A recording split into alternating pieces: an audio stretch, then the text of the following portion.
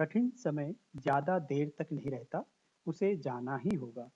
इसीलिए कोरोना को भी जाना होगा, निराश नहीं हो, उम्मीद का दामन थामे रखें, लॉकडाउन का पालन करें, घर पर ही रहें, जब भी बाहर से आएं, सबसे पहले हाथ धोएं, संभव हो तो नहा लीजिए, सामाजिक दूरी बनाए रखें और सरकारी दिशा निर्देशों का पालन करें।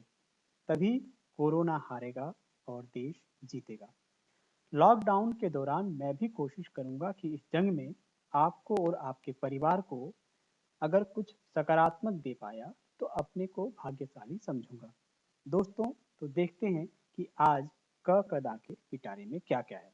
सबसे पहला सेगमेंट रहेगा जिसमें हमेशा की तरह एक बेहतरीन कहानी। दूसरे सेगमेंट में आज कोरोना से संबंधित एक सवाल और उसका जवाब। तीसरे सेगमेंट में लेकर आया हूँ शब्द का जादू। आज हम देखेंगे कि तुर्की से कौन कौन से शब्द जो है वो हम हिंदी में प्रयोग करते हैं। चौथे सेगमेंट में रहेगा व्यक्तित्व। आज ऐसा व्यक्तित्व लेकर आया हूँ, भारत की पहली महिला हैं, बताऊंगा कौन है और क्या है। और पांचवें सेगमेंट में हमेशा की तरह शायरी के बंद। आज जोड़ूंगा फैज अहमद फैजी को उनकी शायरी के साथ। दोस्तों नमस्ते, सत श्री अकाल, आदाब। मैं एन अर्जुन आप सबका स्वागत करता हूं आपके अपने चैनल क दा यानी कुछ अनकही कुछ अनसुनी दास्तां में। चलो आज कुछ अच्छा सुनते हैं। मैं तो अपने चाहने वालों तक बस शब्द और आवाज से ही पहुंच पाता हूं। कोशिश करूंगा कि यह सिलसिला यूं ही जारी रहे। अगर आपको काकदा की यह पहल अच्छी लगे तो सब्सक्राइब करें ताकि हर जानकारी सबसे पहले आपको मिले। लाइक कर मेरा उत्साहवर्धन करें और अपने इष्ट मित्रों दोस्तों को भी यह भेजना ना भूलें। तो शुरू करते हैं प्रेरक कहानी। आज की कहानी का नाम है जल की मिठास।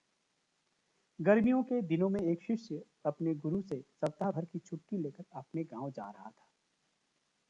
तब गांव पैदल ही जाना पड़ता था। कुछ आगे ही बढ़ा था कि रास्ते में उसे एक कुआं दिखाई दिया।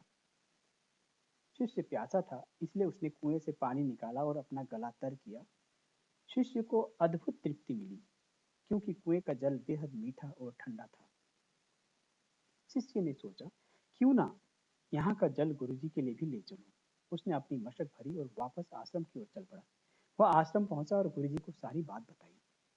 गुरुजी ने शिष्य से मशक लेकर जल पिया और संतुष्टि महसूस की। उन्होंने शिष्य से कहा, वाकई जल तो गंगा जल के समान है। शिष्य को खुशी हुई। गुरुजी से इस तरह की प्रशंसा सुनकर शिष्य आगे लेकर अपने गांव की ओर चल पड़ा। कुछ ही देर में आश्रम में रहने वाला एक दूसरा शिष्य गुरुजी के पास पहुंचा और उसने भी वह जल पीने की इच्छा जताई। गुरुजी ने मशक शिष्य को दी। शिष्य ने जैसे ही घूंट भरा उसने पानी बाहर कुल्ला कर दिया। शिष्य बोला, गुरुजी, इस पानी में तो कड़वापन है और न ही यह जल शीतल है। आपने बेकार ही उसकी इतनी भूरी भूरी प्रशंसा की। गुरुजी बोले, बेटा, मिठास और शीतलता इस जल में नहीं है तो क्या हुआ, इसे लाने वाले के मन में तो है। जब उस शिष्य ने जल पिया होगा तो उसके मन में मेरे प्रति जो प्रेम उमड़ा, यही बात महत्वपूर्ण है। मुझे भी इस मशक का जल तुम्हारी तरह ठीक नहीं लगा, पर मैं यह कहकर उसका मन दुखी नहीं करना चाहता था।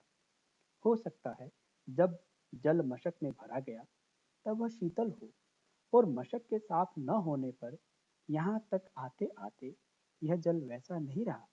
पर इससे लाने वाले के मन का प्रेम तो कम नहीं होता ना। कहानी की सीख, दूसरों के मन को दुखी करने वाली बातों को टाला जा सकता है और हर बुराई में अच्छाई खोजी जा सकती है। कैसी लगी दोस्तों कहानी, जरूर बताएं। आइए अब लिए चलता हूँ आप सबको दूसरे सेगमेंट की ओर जिसका नाम है आज का सवाल। इसमें हर रोज कोरोना से संबंधित एक सवाल लेते हैं और उसका जवाब देते हैं। आज का सवाल है, क्या काली मिर्च खाने से वायरस का संक्रमण नहीं होगा? उत्तर, काली मिर्च या अदरक, लहसुन लहसुन आदि खाने से वायरस का संक्रमण नहीं होगा, ऐसा नहीं है। इससे केवल रोग प्रतिरोधक क्षमता बढ़ती है। जब रोग प्रतिरोधक क्षमता बढ़ती है तो किसी भी बीमारी या वायरस से लड़ने में शरीर को ताकत देता है, जिससे वो बीमारी शरीर पर ज्यादा असर नहीं कर पाती। जहां तक खाने का सवाल है तो इसका सेवन सेहत के लिए लाभदायक है। दोस्तों, अपने तीसरे सेगमेंट की ओर लेकर चलता हूं, जिसका नाम है शब्द का जादू। आज कुछ ऐसे शब्द लेकर आया हूं जो तुर्की से हिंदी में आए हैं, जिन्हें हम रोजमर्रा के जीवन में प्रयोग करते हैं। आइए कुछ शब्दों के बारे में जानते हैं जो तुर्की से हिंदी में आए हैं और हम उनको रोजमर्रा की जिंदगी में प्रयोग करते हैं।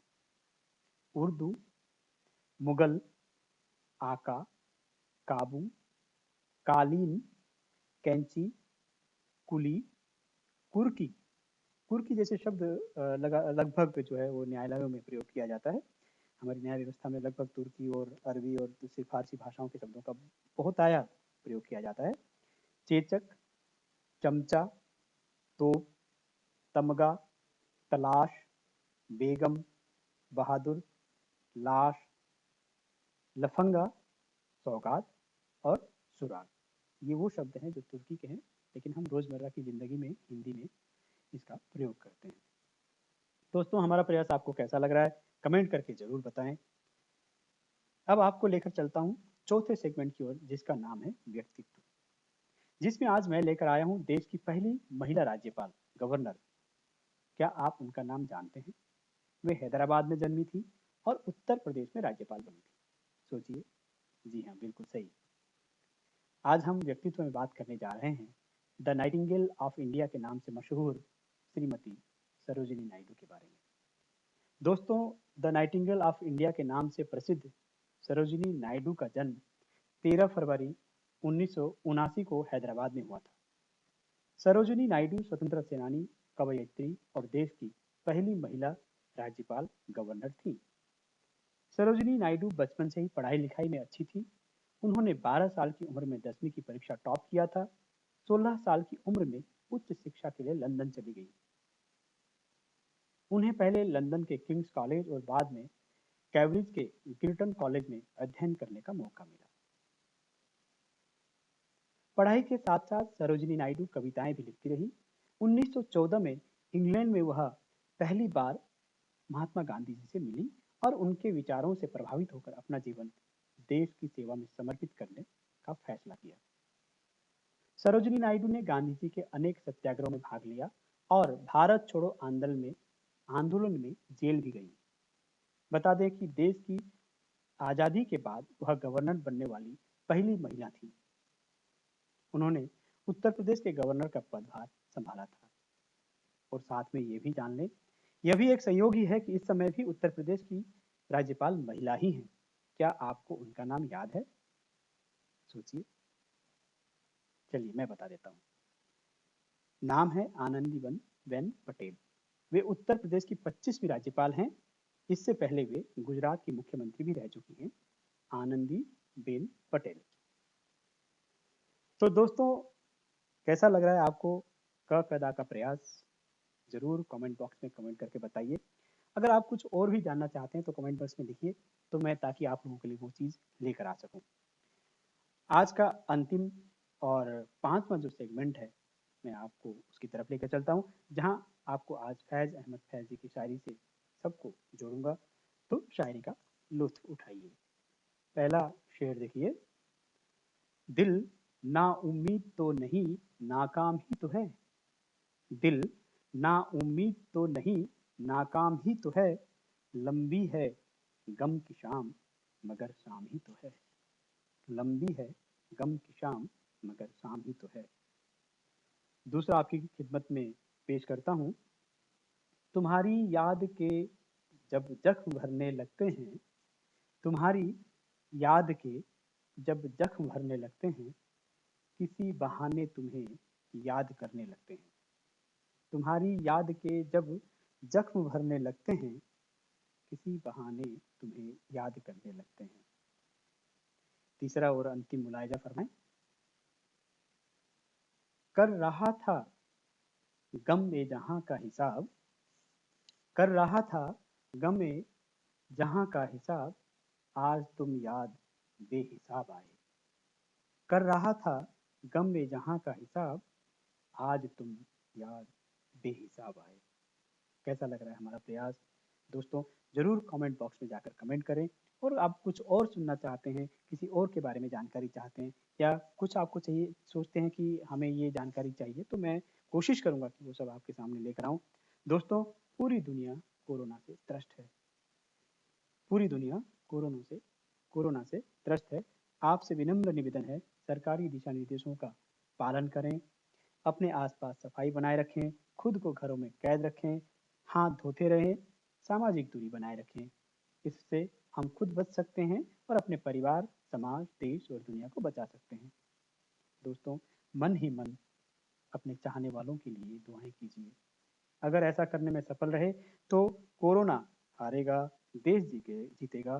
दोस्तों, हमेशा मन में सर्वे भवन्तु सुखिनः, सर्वे सन्तु निरामया की भावना बनाए रखें। कल कुछ और लेकर आपके सामने फिर आऊँगा। तब तक के लिए दीजिए अपने दोस्त एन अर्जुन को इजाज़त। नमस्ते, खुदा हाफिज़, सत श्री अकाल।